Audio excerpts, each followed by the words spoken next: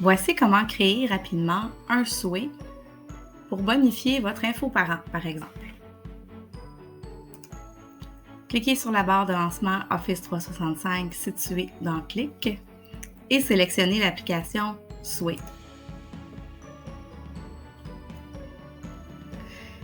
Dans Souhait, il y a deux possibilités. Soit de partir d'un souhait vierge, c'est-à-dire de 0, ou encore de créer un souhait à partir d'un document existant. Donc, si je clique sur Créer un souhait à partir d'un document, je vais aller chercher, par exemple, un info parent, qui est un document Word. Là, je peux vous le montrer.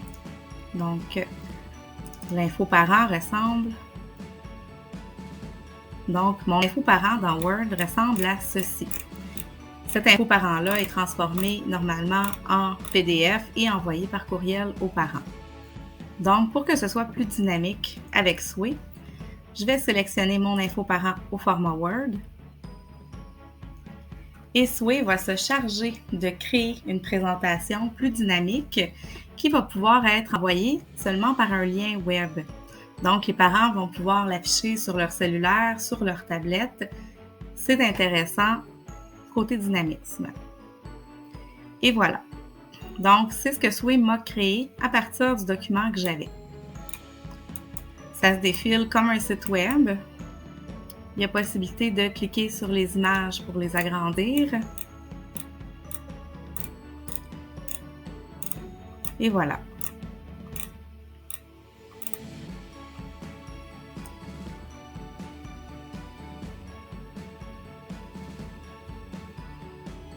Ça ressemble à ça.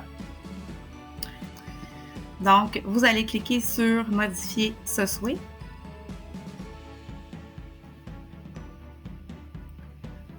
On s'assure d'être positionné sur « Conception » à gauche. Puis, en haut à droite complètement, on va cliquer sur « Style ». Vous avez le choix d'une présentation à la verticale comme un site web, à l'horizontale, donc la présentation défilerait vers la droite. C'est peut-être moins pertinent pour ce cas-ci, ou encore sous forme de diapositive, un peu au format PowerPoint, c'est-à-dire que les personnes doivent cliquer pour voir une rubrique à la fois. Dans notre cas, on va le laisser à la verticale. Donc, je pourrais personnaliser les couleurs ou encore venir sélectionner un autre style. Donc, soit noir et blanc. Ici, il y a plusieurs types de styles. Vous allez voir peut-être, si je rapetisse un petit peu, à quoi ça va ressembler.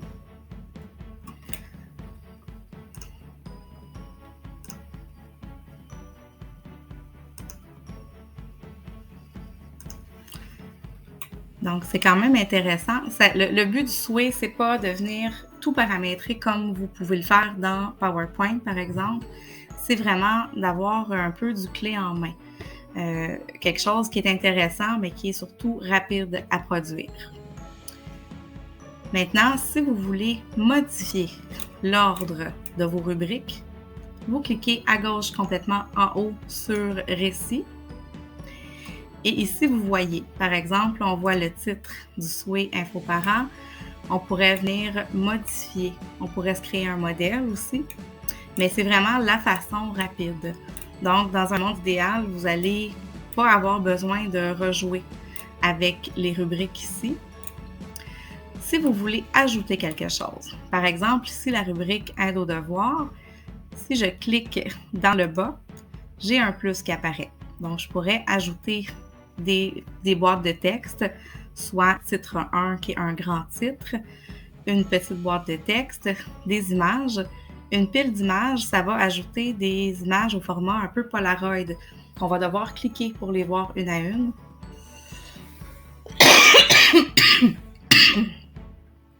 Je pourrais aussi téléverser un document, un PowerPoint, à peu près n'importe quel élément.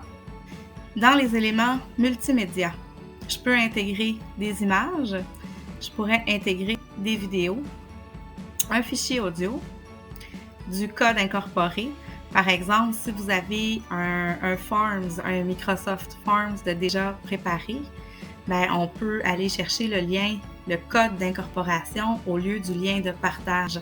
Ça va complètement incorporer le Forms à l'intérieur de votre présentation souhait. Ou je pourrais venir téléverser quelque chose que j'ai par exemple sur mon poste de travail.